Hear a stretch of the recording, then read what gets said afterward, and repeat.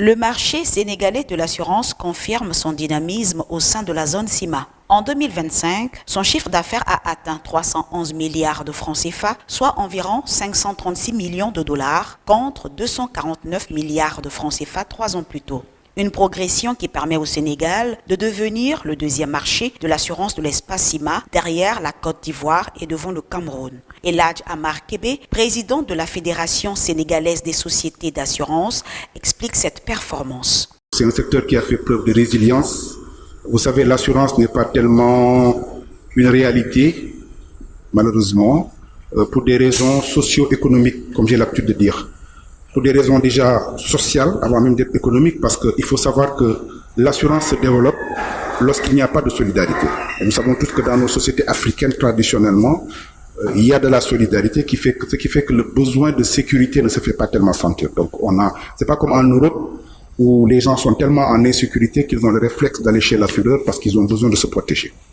La deuxième raison qui est plus économique, c'est que si vous prenez, comme j'ai l'habitude de dire, l'échelle des besoins de Maslow, il faut d'abord satisfaire les besoins primaires avant de penser à l'assurance. Les gens, ils ont besoin de manger, ils ont besoin de se soigner, de payer les études des enfants avant de penser à l'assurance. Ça, c'est une réalité économique. Nous sommes dans des pays où les pouvoirs économiques, les pouvoirs d'achat ne sont pas très importants. Donc, c'est tout à fait normal que l'assurance vienne vraiment très loin en termes de priorité. C'est pourquoi il n'y a que dans les secteurs où il y a des assurances obligatoires, comme l'automobile, où nous pouvons avoir un petit peu ce développement. Mais malgré cela, malgré un taux de pénétration qui est très faible, parce qu'on est à moins de 2%, c'est extrêmement faible, donc ça veut dire qu'on a encore de la marge. Malgré ce contexte économique et tout ce que je viens de vous dire, quand même le marché a fait preuve de résilience pour non seulement avoir ce bond, mais aussi pour la première fois franchir le cap des 300 milliards. Ce qui nous place aujourd'hui, le Sénégal est le deuxième pays de la CIMA. La CIMA, pour rappel, sont les 14 pays de la zone franc, les 8 pays de l'UEMOA et les 6 pays de la CIMA, qui constitue ce qu'on appelle la Conférence interafricaine des marchés d'assurance, c'est la CIMA. Les compagnies d'assurance jouent aussi un rôle clé dans le financement de l'économie nationale à travers leurs investissements. Le président de la FSA revient sur ce rôle des assureurs dans l'économie. Nous travaillons avec de l'argent qui appartient à nos clients. C'est la raison pour laquelle le régulateur est extrêmement présent dans notre métier. Et donc, une partie de cet argent, effectivement, nous permet de faire ce qu'on appelle des placements financiers.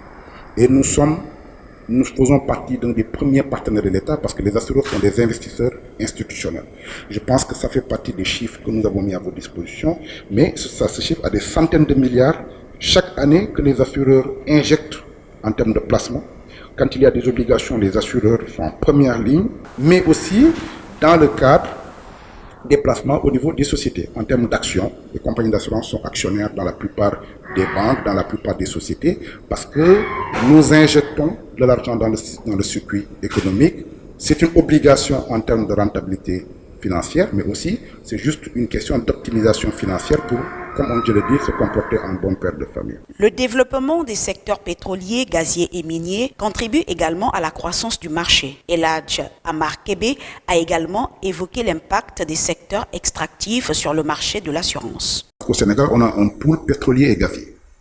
On a mis en place un pool pétrolier et gazier. Pourquoi? Parce que nous nous sommes dit, cette manne financière-là, on ne va pas être dans une dynamique de concurrence qui peut être sauvage, où on va casser les prix, on va avoir des pratiques anticoncurrentielles. Nous avons décidé de mettre en place un pool où il y a toutes les compagnies d'assurance qui sont regroupées dans ce pool-là.